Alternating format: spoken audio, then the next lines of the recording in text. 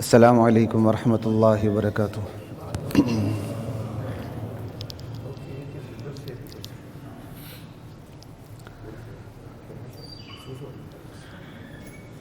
بسم اللہ والحمد للہ والصلاة والسلام علی رسول اللہ اما بعد فاعوذ باللہ من الشیطان الرجیم بسم اللہ الرحمن الرحیم۔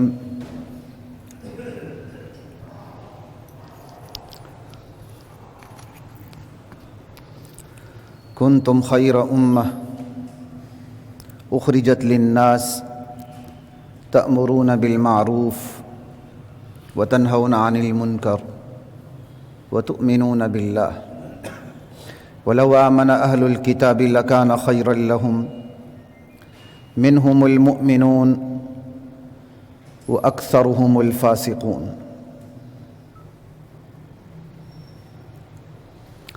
صدق اللہ مولانا العظیم۔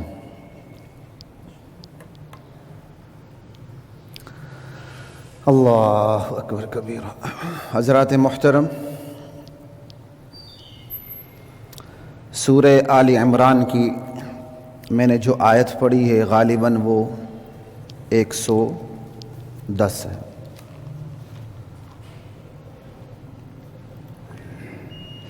کنتم خیر امہ، تم بہترین امت ہو۔ یہ اللہ ذوالجلال کا لاکھ لاکھ شکر ہے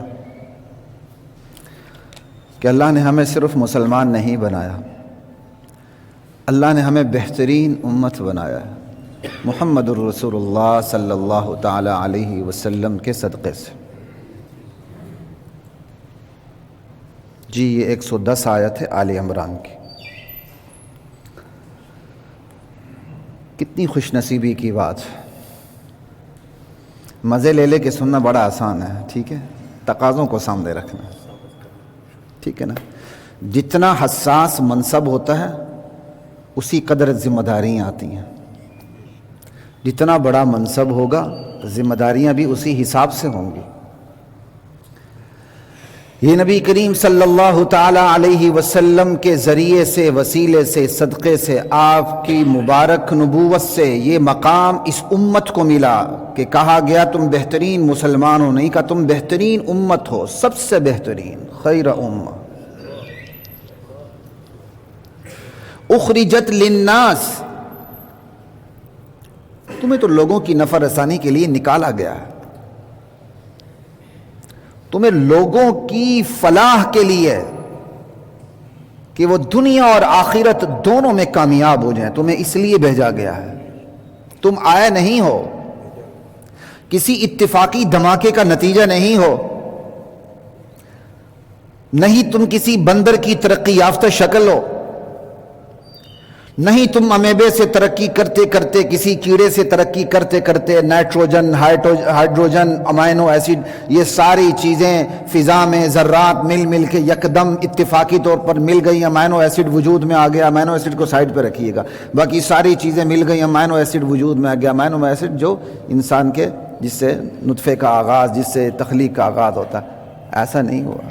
یہ دنیا اتفاقات کا نتیجہ نہیں ہے، اس کے پیچھے خالق کی خالقیت کارفرما ہے۔ اخرجت، تمہیں نکالا گیا، تمہیں بھیجا گیا ہے، کھانے پینے کے لیے نہیں، للناس، لوگوں کی نفع رسانی کے لیے بھیجا گیا ہے۔ خیر القرون نے اس آیت کو کتنا بہترین سمجھا تھا نبی کریم صلی اللہ علیہ وسلم سے، کہ خیر القرون کا ایک فرد بادشاہ کے دربان میں کھڑا ہوتا ہے، کیا عجیب اعلان کرتا، ان اللہ ابتعثنا، لوگو اللہ نے ہمیں بھیجا ہے۔ یقین کا کیا عالم ہے۔ اور پھر ان اللہ کہا، اللہ ابتعثنا نہیں کہا۔ قاری صاحب کہیں بھی ہے تو آ جائیں، ذرا یہ آواز آ رہی ہے۔ ان اللہ ابتعثنا، اس حقیقت میں کوئی شک نہیں کہ اللہ نے ہمیں بھیجا ہے۔ کیوں؟ کھانے پینے کے لیے. لنخرج من شاء من عبادت العباد الى عبادت رب العباد، تاکہ ہم بندوں کو بندوں کی بندگی سے نکال کر اللہ ذوالجلال اللہ وحدہ لا شریک لہ کی خالص بندگی میں داخل کریں. زبردستی نہیں، ہم پیش کریں، وہ مرضی سے قبول کریں. وَمِن ضِيقِ الدُّنْيَا إِلَى سِعَتِهَا، دنیا کی تنگنائیوں سے نکال کے، دنیا کے تنگ مفہوم سے نکال کے دنیا کے وسیع ترین مفہوم سے آشنا کریں. صرف شور ختم کریں. دنیا کے وسیع ترین مفہوم سے آشنا کریں کہ بندہ اپنے لیے نہیں جیتا، اللہ کے لیے جیتا ہے. ان صلاتی ونسکی ومحیای ومماتی للہ رب العالمین لا شریک لہ. میرے نبی آپ اعلان کر دیں، قل ان صلاتی، میری نماز، میری قربانی، میرا مرنا، میرا جینا، میری بدنی عبادت، میری مالی عبادات اللہ وحدہ لا شریک لہ کے لیے. ومن جور الادیان الى عدل الاسلام، ہمیں اس لیے بھیجا گیا ہے مذاہب کی نا انصافیوں سے نکال کر تمہیں اسلام کے دائرہ انصاف میں داخل کریں. یہ ملک اسلام کے نام پہ لیا گیا، اس اسلام کے قوانین سے کتنی یہاں بے وفائی ہوئی. آج نتیجہ کیا ہے؟ دادا کیس لڑتا ہے تو پردادا بھی کیس لڑ رہے تو پڑ پوتے کو کہیں جا کے مشکل نصیب ہوتا. یہ کوئی طریقہ؟ یہ کوئی انصاف کے تقاضے ہیں؟ یہ خدا کی مار اور سزا ہے. اللہ نے اپنے نبی کے سینے اطہر پر جس قانون زندگی کو اتارا، اس سے بے وفائی کے درجہ بدرجہ نتائج ہیں. پورے نہیں ہیں، ابھی تو پرومو ہے، ہلکی ہلکی جھلک ہے. اللہ میری اور آپ کی حفاظت فرمائے. خیر القرون نے اس آیت کو یوں سمجھا تھا، اخرجت للناس، اور تمہاری خصوصیت کیا ہے؟ تأمرون بالمعروف وتنہون عن المنکر وتؤمنون باللہ. تمہاری خصوصیت یہ ہے تم نیکی کا حکم دیتے ہو، برائیوں سے روکتے ہو. روکنا ہے. اور سب سے بڑی خصوصیت وتؤمنون باللہ، تم اللہ وحدہ لا شریک لہ کی خالص وحدانیت پر ایمان رکھتے ہو. وَلَوْ آمَنَ أَهْلُ الْكِتَابِ لَكَانَ خَيْرًا لَهُمْ، یہ اہل کتاب بھی ایمان لے آتے تو انہی کے لیے بہتر ہوتا. مِنْهُمُ الْمُؤْمِنُونَ، ہاں کچھ ان میں سے ایمان والے بھی ہیں. وَأَكْثَرُهُمُ الْفَاسِقُونَ، اکثریت ان میں نافرمانوں کی ہے، کافروں کی ہے. امر بالمعروف نہی عن المنکر، اور ان دونوں سے اوپر کیا؟ وَتُؤْمِنُونَ بِاللَّهِ، اللہ کی خالص وحدانیت پر یقین. یہ تمہارا امتیازی نشان ہے. لا الہ الا اللہ. ایک امت کو خیر الامہ کہہ دیا جائے، پھر اس کے ہاتھ پاؤں باندھ دیے جائیں، پھر اس کو کہہ دیا جائے اب تم تیراکی کرو، وہ کیسے کرے گی؟ خیر الامہ کہہ دیا تو پھر اختیارات بھی دے دیے. امر بالمعروف نہی عن المنکر، برائیوں کو روکنا ہے، مزاحمت کرنی ہے. جہاں حکمت کا تقاضا ہاتھ کا ہے وہاں ہاتھ سے روکنا ہے. جہاں حکمت کا تقاضا زبان سے روکنا ہے.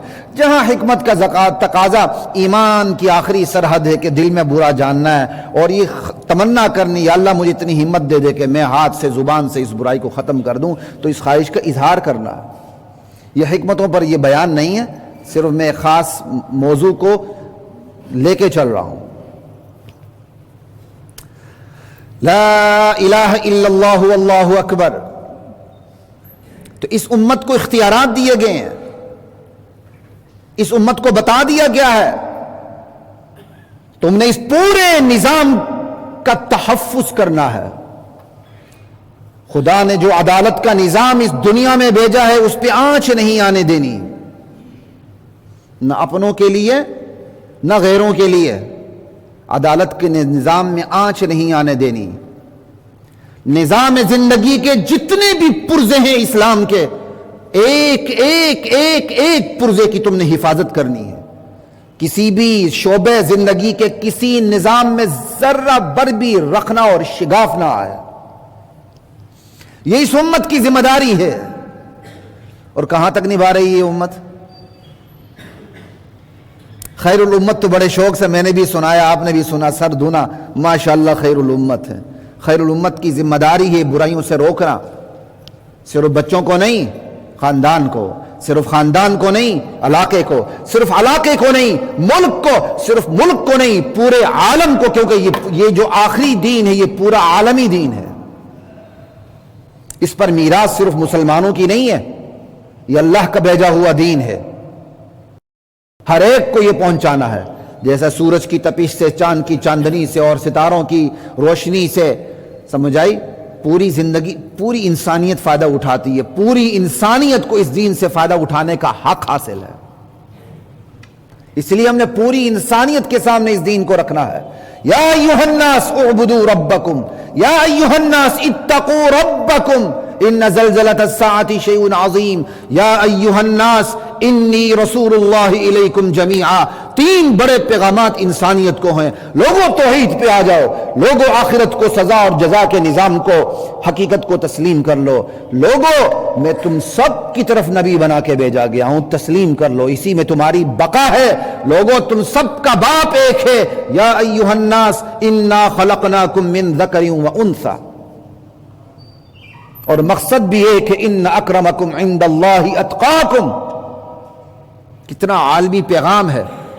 لا الہ الا اللہ واللہ اکبر. اس امت کی ذمہ داری ہے کہ برائی کے ایک ایک کونے کھدرے کو بند کرنا. اس امت کی ذمہ داری ہے. بالکل اسی طرح جس طرح ابو بکر صدیق رضی اللہ عنہ غار ہرا میں، غار ثور میں ایک ایک سوراخ کو بند کیا. آخری سوراخ رکھ دیا تو وہاں پیر رکھ دیا. سمجھ آئی؟ ایک ایک سوراخ کو بند کرنا سازش کا. ہاں سازشوں کے سوراخ بند کریں گے تو ابو بکر کو جیسے ڈنگ لگا، ڈنگ لگے گا، لیکن ڈنگ لگنے والے خود مریں گے انشاءاللہ. ہاں جسے ڈنگ لگا ہے اسے عارضی طور پر تکلیف ضرور ہوگی. سب سے زیادہ تکلیفیں انبیاء کو آئیں، ثم الامثل فالامثل. اس کے بعد تکالیفیں جو انبیاء کے راستے کے جتنے قریب ہوگا اس قدر اسی طرح تکالیف کا سامنا کرنا پڑے گا. اللہ میرے اور آپ کی آزمائش سے حفاظت فرمائے. یہ نبوی پیغام ہے. سمجھ آئی بات کی؟ اس امت کی ذمہ داری ہے کہ اللہ نے جو نظام عدل اوپر سے اتارا ہے اس کے ایک ایک پرزے کی حفاظت کرنا، اور اس نظام عدل کے خلاف زندگی کے جس شعبے میں سازشیں ہو رہی ہیں ان تمام سازشوں کے سوراخوں کو بند کرنا. یہ اس امت کی ذمہ داری میں شامل ہے. خدا نے جو اوپر سے نظام اتارا ہے ہم اس کے امانت دار ہیں، ہم اس کے چوکیدار ہیں. اس کی چوکیداری کرنا اور اس امانت کی حفاظت کرنا میرے سمیت ہر امتی کی ذمہ داری ہے. آج امت اسی پیغام کو سمجھ ہی نہیں رہی کہ اسلام کے اصل پیغام کی نوعیت کیا ہے. اس کو نہیں سمجھ رہی. وہ یہی سمجھتی ہے بس کھایا پیا، کچن میں چلے گئے، اس کے بعد واش روم میں چلے گئے، صبح دوبارہ کھانے پینے کے لیے باہر نکل آئے. اور کو بہت ہی کسی نے 3 مارا تو 5 وقت کی نماز پڑھ کے امام صاحب پہ اللہ پہ کچھ احسان بھی کر لیا. سمجھ گئے ہم مسلمان ہیں. اگر دین اتنا ہی ہوتا نا، اللہ ذوالجلال کی قسم یہ دین مکے سے نہ نکل سکتا باہر. یہ مکے سے یہ دین باہر نہ نکل سکتا اور اب تک یہ دین فنا ہو چکا ہوتا. یہ دین مکے سے نکل کر مدینے میں گیا، جزیرے عرب میں پھیلا، جزیرہ نما عرب سے نکل کر عجم میں ہر جگہ پھیل گیا. صحابہ کے دور میں مکران کا گورنر صحابہ کا مقرر کردہ تھا. حضرت عمر فاروق رضی اللہ تعالیٰ عنہ کا مقرر کردہ تھا، غالباً حضرت عمر فاروق مکران کا گورنر. صحابہ کے وقت میں اسلام کی فوجیں افغانستان میں داخل ہو چکی تھی. آج بھی آپ کابل شہر میں چلے جائیں صحابہ کی اجتماعی قبریں آپ کو نظر آئیں گی. وہ یہاں شیخو پورہ کی طرح قبریں نہیں کہ آپ کسی صحابی کے قدر شیخو پورہ میں تلاش کرتے پھریں. جس کا کوئی سراغ ہی نہ ملے. وہاں تاریخ سے ثابت شدہ یہ چیزیں ہیں، انکار کی گنجائش ہی نہیں ہے. لا الہ الا اللہ. صحابہ نے یہ ذمہ داری محسوس کی. چین کے آخری کونے میں پہنچے، یورپ کے آخری کونے میں پہنچے، افریقہ کے آخری کونے پہ پہنچے، جزیرے نما عرب سے نکل کر کہاں کہاں دنیا کے آخری کونے میں چلے گئے. اور ہم نے کیا ذمہ داری سمجھ لی ہے؟ زیادہ سے زیادہ 5 وقت کی نماز. اچھا میں حرام نہیں کھاتا، بس کافی ہے. یہاں کا بڑے سے بڑا آدمی بڑے فخر سے کہتا بس میں نے تو اپنی اولاد کو حرام نہیں کھلایا. بھائی کیا کیا؟ 5 وقت کی نماز پڑھی. اور کیا کیا؟ بس ذمہ داری پوری ہو گئی. کتنا ادھورا تصور ہے اسلام کا، خدا کی قسم. میں ان لوگوں کی حوصلہ شکنی نہیں کر رہا، بلکہ میں ان کے جوتے سیدھے کرنے کے لیے تیار ہوں اور اب فخر سمجھتا ہوں جو حلال کماتے ہیں، 5 وقت کی نماز پڑھتے ہیں، اپنی اولاد کی بھی اپنی استطاعت کے مطابق تربیت کی کوشش کرتے ہیں. میں تو ان کی خاک کے پاں ہوں. اللہ مجھے بھی ایسا بنائے، اس سے بھی آگے بڑھنے کی توفیق عطا فرمائے. لیکن کہنے کا مطلب یہ ہے کہ ذمہ داری یہاں ختم نہیں ہوتی ہے. ذمہ داری یہاں ختم نہیں ہوتی. یہ ہم ذمہ داری کی پہلی سطح پر ہیں، پہلی سطح پر ہیں، پہلی سیڑھی پر ہیں. میرے کزن شہید ہو گیا، اللہ ان کو بخشے. ہم پڑھ رہے تھے، نہیں وہ مجھ سے 1 سال پیچھے رہ گیا تھا. تو استاد عشق پہ بات چلی تو اس نے کہا استاد جی سونا عشق مجازی عشق حقیقی کی پہلی سیڑھی ہے. تو استاد بھی شریف سے تھے تو طلبہ تو مذاق کرتے ہیں نا کئی دفعہ.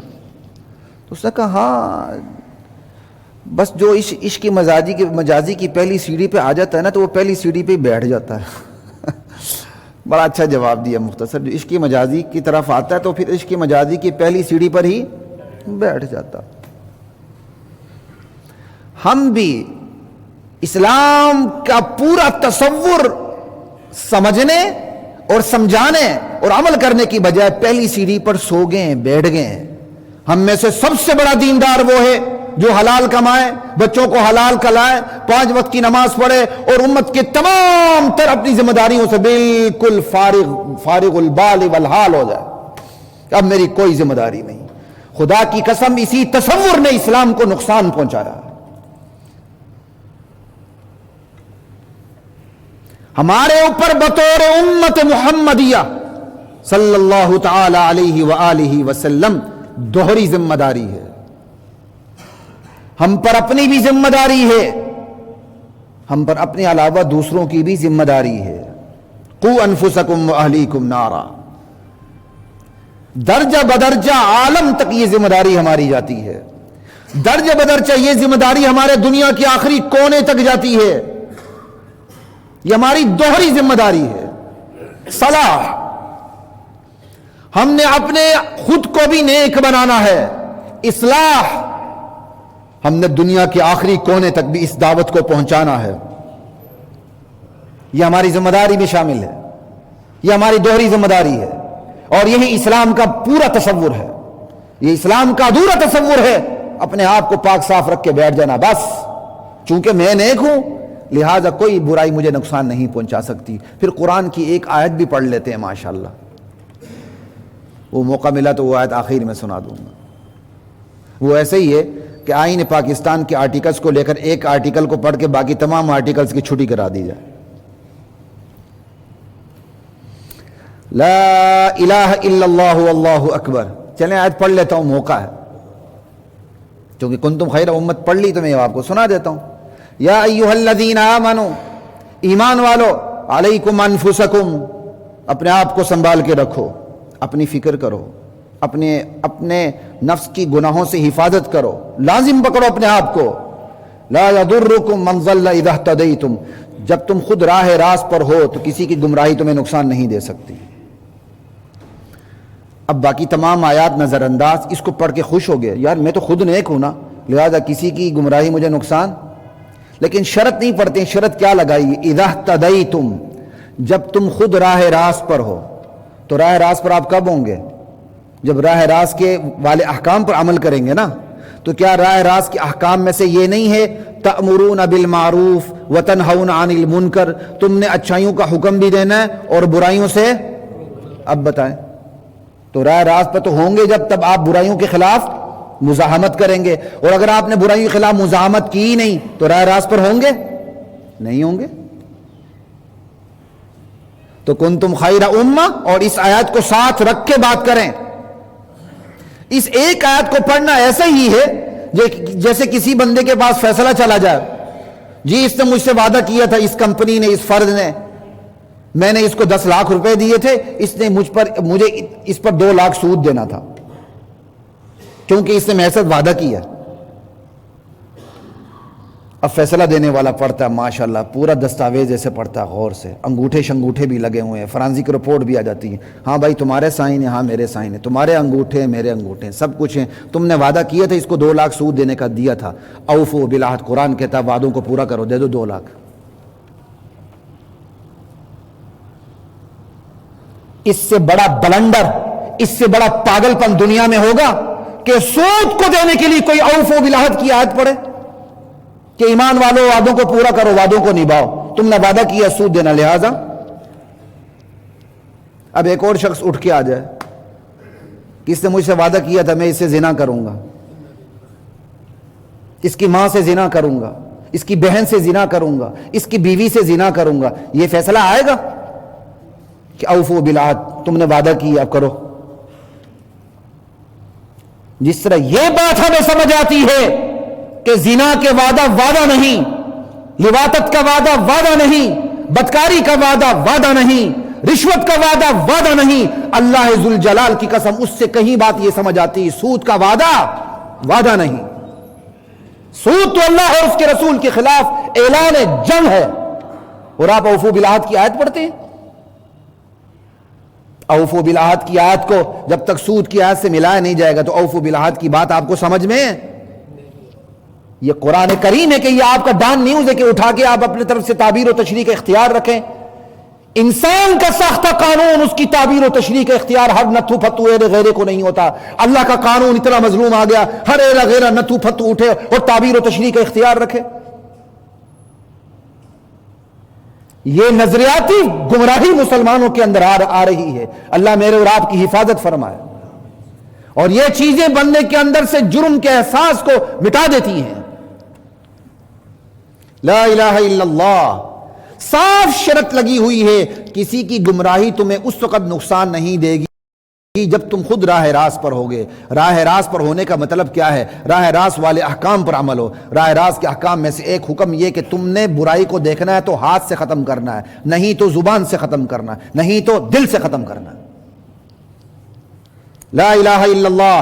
اسلام مسلمانوں کے اوپر یہ صلاح اور اصلاح یہ دوہری ذمہ داری عائد ہوتی ہے۔ آج کی امت، رسول اللہ کی امت، اپنی اس دوہری ذمہ داری کو بھول بیٹھی ہے، اس لیے فتنے ایسے آ رہے ہیں، ٹڈی دل سے بھی زیادہ تیزی سے کے ساتھ اس امت کے اندر فتنے داخل ہو رہے ہیں۔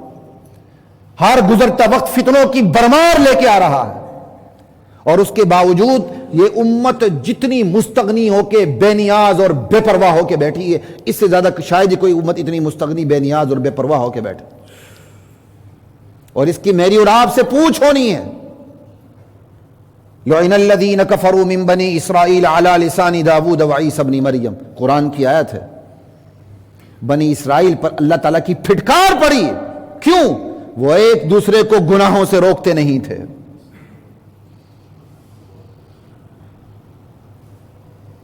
یہ ہر امت کے اندر امر بالمعروف اور نہی عن المنکر رہا ہے۔ لا الہ الا اللہ، ہر امت کے اندر یہ دوہری ذمہ داری رہی ہے۔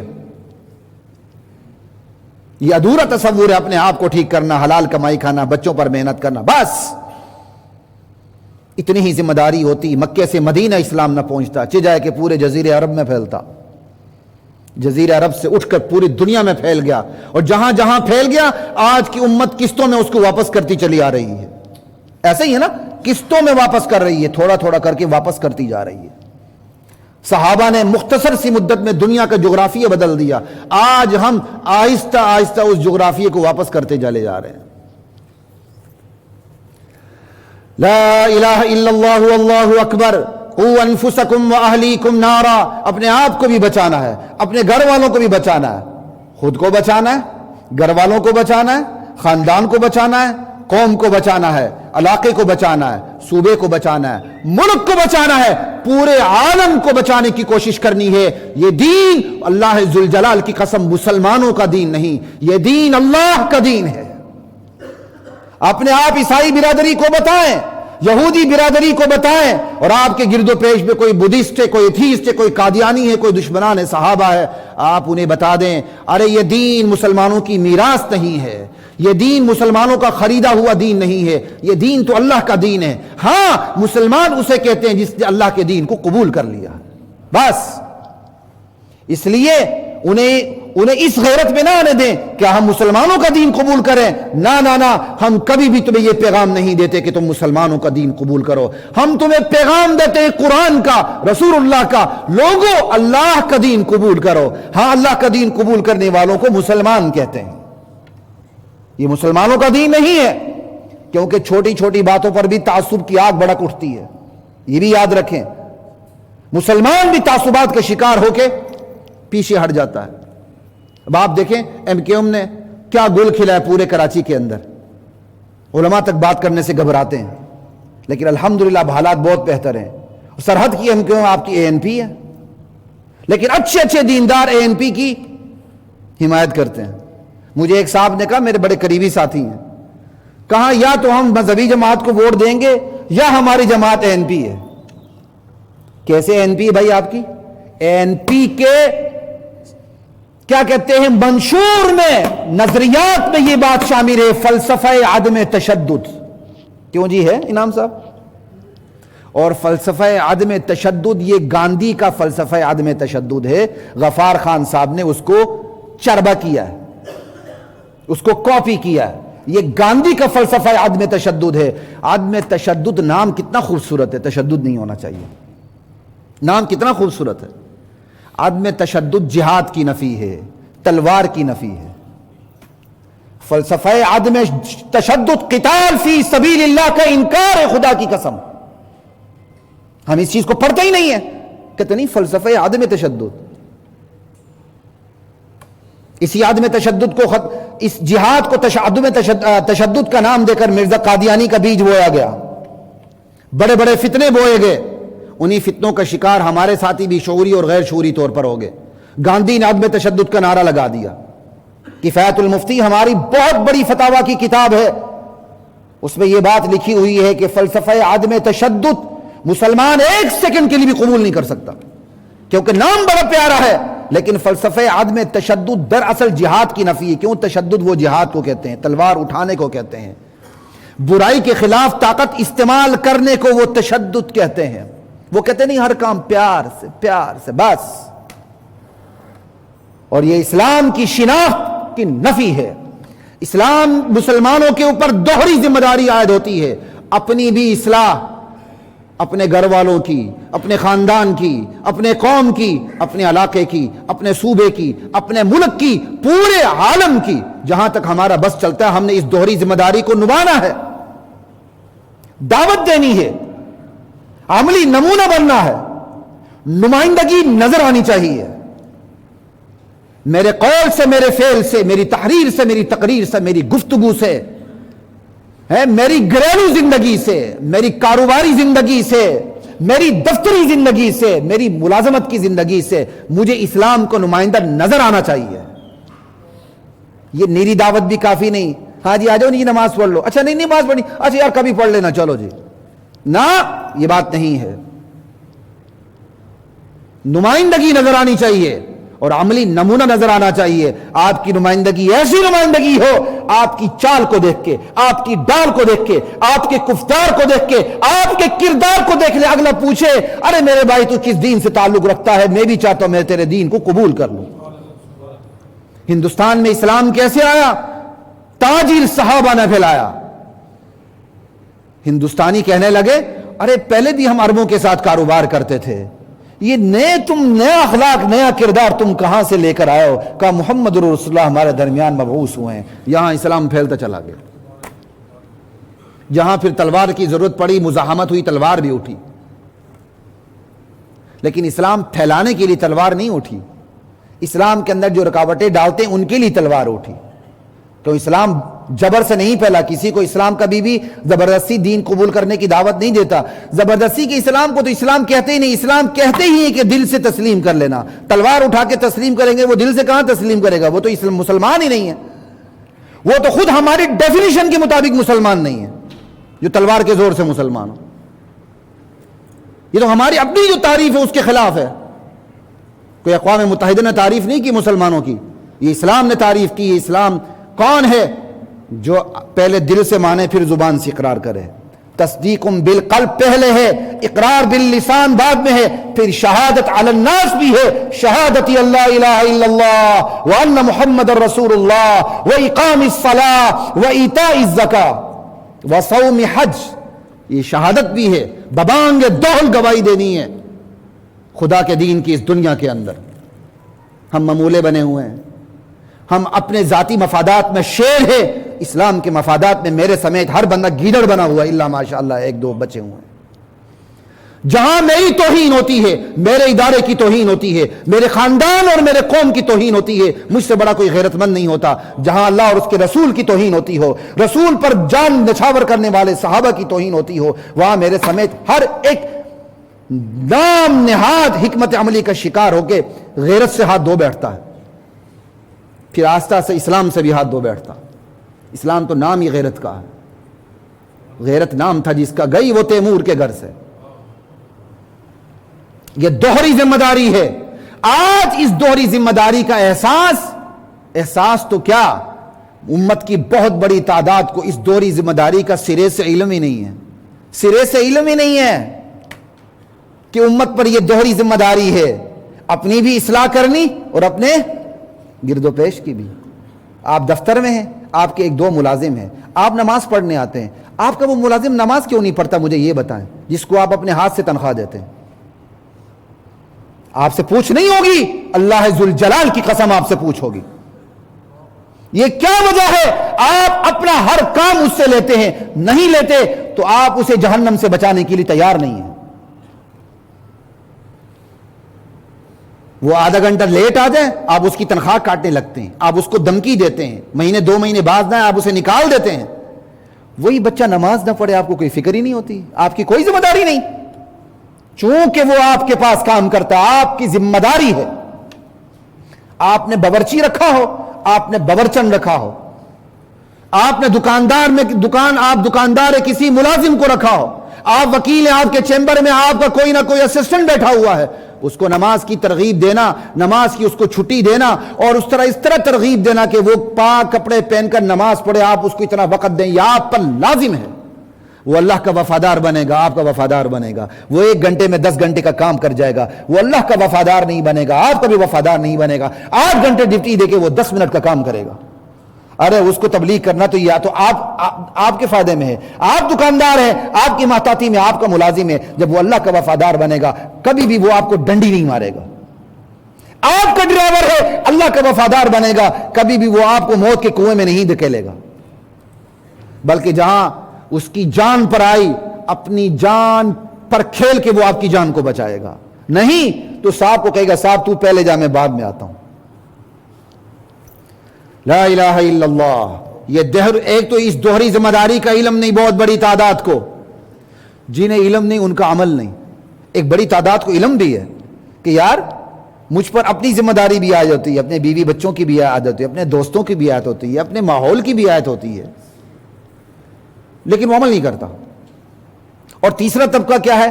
ایک ہے علم ہی نہیں سرے سے دوہری ذمہ داری کا, اور ایک ہے علم ہے سرے سے عمل ہی نہیں. تیسرا طبقہ کیا ہے؟ علم بھی ہے عمل بھی ہے, لیکن عمل اس درجے پر نہیں پہنچا کہ وہ اسلام کا نمائندہ نظر آئے. بیٹا اچھا نماز پڑھ لینا, میں جا رہا ہوں نماز کے لیے, وہ نہیں آتا تو کوئی باس پرس نہیں. اچھا بیٹا یہ دکان بند کر دو نماز کے لیے, میں اس مسجد میں جا رہا ہوں, تم اس مسجد میں چلے جاؤ. یہ تو شکر کرے ہماری مسجدوں میں اوقات تھوڑے بہت مختلف ہیں. آپ کو ہوگا کہ شٹر ڈاؤن ہو جائے گا تو میرا 10 لاکھ کا گاہک مارا جائے گا, 10,000 کا 10 روپے کا گاہک مارا جائے گا, تو آپ شیڈول بنا لیں, ایک مسجد میں آپ جائیں دوسری مسجد میں اس کو بھیج دیں. اچھا یار نماز پڑھ لینا, میں ادھر جا رہا ہوں, اتنا کہہ دیا. آپ نے دعوت بھی دے دی لیکن نمائندگی نظر نہیں آ رہی دعوت میں. دعوت میں نمائندگی تب نظر آتی جب دعوت میں حساسیت ہو. جیسے آپ کا بچہ بیمار ہو جائے آپ حساس ہو جاتے ہیں. ابھی میرا بیٹا تھوڑا سا بیمار ہوا, تھوڑا سا اس کو چھوٹا ہے, تو میں 5 منٹ یہاں لیٹ ہو گیا, میں کسی کو بلایا, ڈاکٹر کے پاس بھیجا, واپس آیا, میں نے دوا دارو کیا, تھوڑی سی تسلی ہوئی, پھر میں ادھر بھاگا. اپنا بچہ بیمار ہو, بندے کو کیسی حساسیت ہوتی ہے. تو دعوت دیتے ہوئے ایسی حساسیت نہیں ہے تو پھر نمائندگی بھی نہیں ہے. تو دوہری ذمہ داری, اول علم نہیں, جن کو علم ہے وہ عمل نہیں, جو عمل کر رہے ہیں وہ بھی نمائندگی کی حد تک نہیں کر رہے, اور جو نمائندگی کر رہے ہیں ان کے ہاں یا نمائندگی کی ترتیب غلط ہے یا سرے سے نمائندگی ہی غلط ہے. بڑے بڑے داعی کام کر رہے ہیں اسلام کے اوپر, لیکن سرے سے ان کی نمائندگی غلط ہے. انہوں نے جس طرح کسی جانور کو ہل پر جھوتتے ہیں نا, انہوں نے اسلام کو نعوذ باللہ مغرب کی گاڑی پہ جھوتا ہوا ہے. مغرب کا جو حکم آتا ہے وہ اس کی اپلیکیشن اسلام پہ کرتے ہیں. وہ اسلام کو انہوں نے آئین پاکستان سمجھ لیا ہے. موم کی ناک جہاں مرضی اس کو مروڑو. ایک حکم ادھر سے آتا ہے وہ اس کو اسلام سے ثابت کرتے ہیں, بائیں طرف سے آتا ہے اس کو اسلام سے ثابت کرتے ہیں. عجیب بات ہے. مغرب سے مرعوبیت کا فتنہ عروج پر ہے اور اسلام کے نمائندے بنے ہوئے ہیں. سرے سے اسلام کی نمائندگی غلط ہو رہی ہے. اور اس بدترین نمائندگی کا بدترین نقصان کیا ہے؟ ایک بہت بڑی تعداد جو اسلام سے دور ہے لیکن وہ گلٹ فیل کرتی ہے کہ ہاں یار مجھ سے غلط ہو رہا ہے. یہ غلط نمائندہ اس کے اندر سے جرم کا احساس ختم کر رہا ہے. کیوں؟ یہ ہر جرم کو دلیل سے ثابت کر کے جائز بنا رہا. ہاں جی, نامحرم کو عورت کو ہاتھ ملانا کیسا ہے؟ ہاں جی, یونیورسٹی میں پڑھتے ہیں تو ایک دوسرے کو ہاتھ ملانے میں کوئی حرج نہیں ہے. آپ گوارا کریں گے آپ کی بیوی سے کوئی ہاتھ ملائے؟ آپ گوارا کریں گے آپ کی کماری بیٹی سے کوئی ہاتھ ملائے؟ لیکن اسلامک سکالر ماشاءاللہ ٹی وی پہ آ کے کہتا ہے نہیں, ہاتھ ملانے میں کوئی مذائقہ نہیں. 2 لڑکے لڑکیاں کھٹے نظر آ جائیں بس اس کی شادی خود بخود ہو گئی. یہ نکاح آٹومیٹک ہو جاتا ہے. ایک طبقہ وہ ہے جو اسلام کا نمائندہ بن کے نظر آ رہا ہے, اس کی نمائندگی بھی نظر آ رہی ہے, لیکن اللہ ذوالجلال کی قسم اس کی نمائندگی سرے سے غلط ہے. سرے سے غلط ہے. اس کی نمائندگی سے سب سے بڑا نقصان یہ ہو رہا ہے, معاشرے کا جو طبقہ گناہ میں مبتلا ہے اور اسے اپنے جرم کا احساس ہے کسی طرح میں اس سے باز آ جاؤں, اس کے اندر سے احساس جرم ختم ہوتا جا رہا ہے. کیوں؟ حضرت کی طرف سے, سکالر کی طرف سے اسے دلیل مل رہی ہے کہ یہ جرم تو نہیں ہے, یہ تو زمانے کی تقاضے ہیں. انا للہ و انا الیہ راجعون. پھر ایک طبقہ ایسا بھی ہے وہ نمائندگی صحیح کر رہا ہوتا ہے لیکن اس کی نمائندگی کی ترتیب غلط ہوتی ہے, وہ ادھوری نمائندگی ہوتی ہے. جیسے اسلام کی نمائندگی کہاں سے شروع ہوتی ہے؟ اللہ کے نبی نے جب آپ کو غار ہیرا میں نبوت ملی, آپ گھر تشریف لے گئے, سب سے پہلے کس کو دعوت دی؟ اما خدیجہ رضی اللہ تعالی عنہ کو. باہر گئے کس کو دعوت دی؟ حضرت ابوبکر صدیق رضی اللہ تعالی عنہ کو. پھر انہی کے واسطے سے حضرت بلال بھی آ گئے. ٹھیک ہے, لا الہ الا اللہ. تو بات کس پہ ہو رہی تھی میری؟ بات جب وقت ختم ہو رہا ہوتا ہے تو پریشر پڑ جاتا ہے. نمائندگی کی ترتیب. تو آپ نے جب سب سے پہلے دعوت کس چیز کی دی؟ یہ کہا اخلاق ٹھیک کرو, صداقت, جھوٹ نہ بولو, امانت دار بنو, شراب نہ پیو, 400 پر نکاح نہ کرو, زکوٰۃ دو. یہ سارے احکام تو بات کے ہیں بھائی. کیا کہا؟ قولوا لا الہ الا اللہ تفلحوا. لوگوں اللہ کو ایک مان لو. اللہ اپنی ذات میں, اپنی صفات میں, اپنے افعال میں, اپنے اعمال میں, اپنے اختیار میں وحدہ لا شریک لہ ہے. تقدیر کا بدلنا, تقدیر کو سنوارنا, تقدیر کو بگاڑنا, آباد کو برباد کرنا, برباد کو آباد کرنا, بیٹے دینا, بیٹی دینا, عزت دینا, ذلت دینا, تخت سلطنت پر بٹھانا, تخت دار پہ چڑھانا, یہ سارے کام کس کے ہیں؟ لا الہ الا اللہ. ترتیب نمائندگی کی یہ ہے, ترتیب دعوت کی یہ ہے. اللہ کے نبی نے سب سے پہلے عقیدے توحید پہ محنت کی, اس کے ساتھ عقیدے آخرت کو جوڑ دیا. जजा और सजा का तस्वुर पैदा किया, मुकाफात अमल का तस्वुर पैदा किया। लोगों, नहीं मानोगे तो बुरे अंजाम से दो चार हो जाओगे, मान जाओगे सिरातल लज़ीना अनअमता अलैहिम, हमेश हमेश की तुम्हें सुनहरी जिंदगी मिलेगी। और इन्हीं दोनों की चीजों के दरमियान रिसालत आ गई। अकीदे आखिरत, अकीदे तौहीद, अकीदे आखिरत, इन दोनों अकीदों को समझाने के लिए रिसालत और नबूवत का सिलसिला जारी हुआ। ये तीन बुनियादी सुतून है, यहां ये है तरतीब। फिर जब ये तरतीब अच्छी तरह कायम हो गई, तौहीद का अकीदा पुख्ता हो गया, जजा और सजा एहतिसाब का अकीदा दिल में बैठ गया कि जो करेंगे वो भरेंगे, का शराब छोड़ दो, छूट गई। अरे 2-2 दर्जन तुम्हारी बीवियां छोड़ दो, 4 पे आ जाओ, कर दिया। ज़कात दो, दे दी। किसी एक सहाबी को भी हुजूर को कन्विंस नहीं करना पड़ा कि यार मेरे सहाबी तू इसलिए शराब छोड़ दे, ये नुकसानात, ये नुकसानात, ये नुकसानात, नहीं, का छोड़ दो, छोड़ दिया, करो, कर लिया, जान दे दो, जान दे दी, पीछे हटो, हटो, आगे बढ़ो, बढ़ो। ये तरतीब है। आज नबूवत की ये तरतीब अदल बदल ऊपर नीचे हो चुकी है। एक वो है जो नजरियात पे मेहनत तो करता है, क्योंकि तरतीब में नजरियात पहले है, आमाल बाद में है। एक आज भी ऐसा तबका है नजरियात पे मेहनत करता है, लेकिन वो आमाल पे मेहनत उसकी कम है। लेकिन एक बहुत बड़ा तबका वो है नजरियात पे मेहनत नहीं करता, उसकी तरतीब ही आमाल से शुरू होती है। वो कहते हैं नहीं, बस तौहीद और आखिरत और इन चीजों को कैप्सूल में डाल के दो। हम कहते हैं वो कैप्सूल वाली चीज कैप्सूल में ही रहती, बाहर नहीं निकलती, गैरत पैदा ही नहीं होती। बात समझ आ रही है? डबल तरतीब को कायम करना होगा, नजरियात पहले हैं, आमाल बाद में है। तो एक तो तबका सिरे से नजरियात पे मेहनत ही नहीं करता, या नजरियात पे करता है तो अमल कमजोर है, या अमाल पे करता है तो नजरियात पे नहीं करता। नबवी तरतीब पे आना होगा, नताइज तब मिलेंगे। 27 साल की मुख्तसर जिंदगी, हम कितने फख्र से कहते हैं हमारे नबी ने सिर्फ 23 साल की मुख्तसर जिंदगी में इतना बड़ा इनकलाब बर्पा किया। उसके पीछे नबवी तरतीब थी भाई। बड़े सर हिला के कहते हैं 23 साल की मुख्तसर मुद्दत में दुनिया में इतना बड़ा इनकलाब पैदा हुआ। अल्हम्दुलिल्लाह हुआ, लेकिन सवाल यह है नबूवत की तरतीब क्या थी? आज ये उम्मत नबूवत की तरतीब बुलाई बैठी हुई है।